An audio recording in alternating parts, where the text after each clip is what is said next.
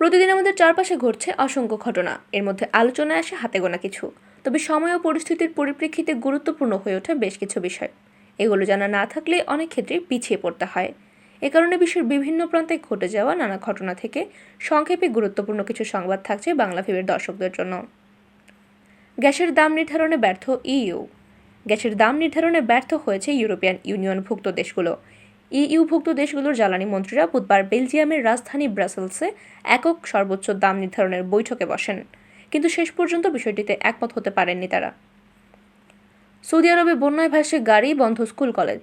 ভারী বর্ষণ ও বজ্রপাতে বন্যার সৃষ্টি হয়েছে সৌদি আরবে, ফলে সড়কে থাকা গাড়িগুলো ভেসে যাচ্ছে। এরই মধ্যে বন্যা কবলিত এলাকায় স্কুল কলেজ বন্ধ করা হয়েছে। একই সঙ্গে জেদ্দা, রাবিক ও খুলাইশে প্রাইভেট ও আন্তর্জাতিক স্কুলগুলোকেও বন্ধ করা হয়েছে। সৌদি আরবের জাতীয় আবহাওয়া সেন্টারের বজ্রপাতের পূর্বাভাস অনুযায়ী এই সিদ্ধান্ত নেওয়া হয়েছে।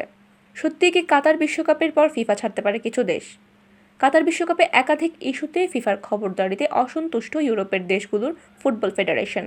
সমকামিতার সমর্থনে ওয়ান লাভ আর্মব্যান্ড পরা নিয়ে ফিফার কড়া অবস্থানের মধ্যে ইতোমধ্যেই সমালোচনা করেছেন অনেকেই মুখ না খুললেও নিজেদের অসন্তোষ প্রকাশ করেছেন। বিশ্বকাপের মাঝে সরাসরি ফিফার বিরুদ্ধে সংঘাতে নামতে চাইছে না কোনো দেশই। তবে এরই মাঝে এবার এক রিপোর্টে দাবি করা হলো, বিশ্বকাপ শেষ হতেই ফিফা ছাড়ার হিড়িক পড়তে পারে ইউরোপের দেশগুলোর মধ্যে। 200 ফিলিস্তিনের ওয়ার্ক পারমিট বাতিল করল ইসরায়েল। বোমা হামলার পরিকল্পনার অভিযোগ তুলে 200 ফিলিস্তিনের ওয়ার্ক পারমিট বাতিল করেছে ইসরায়েল।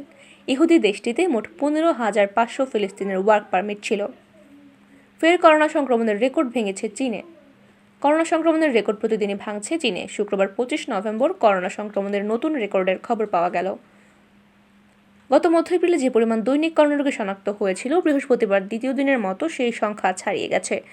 একই সঙ্গে দেশটির বাণিজ্যিক হাব সাংহাইয়ের 2.5 লাখ বাসিন্দা লকডাউনের আওতায় রয়েছে গত 2 মাস ধরে। বেইজিংয়ে বন্ধ রয়েছে স্কুল।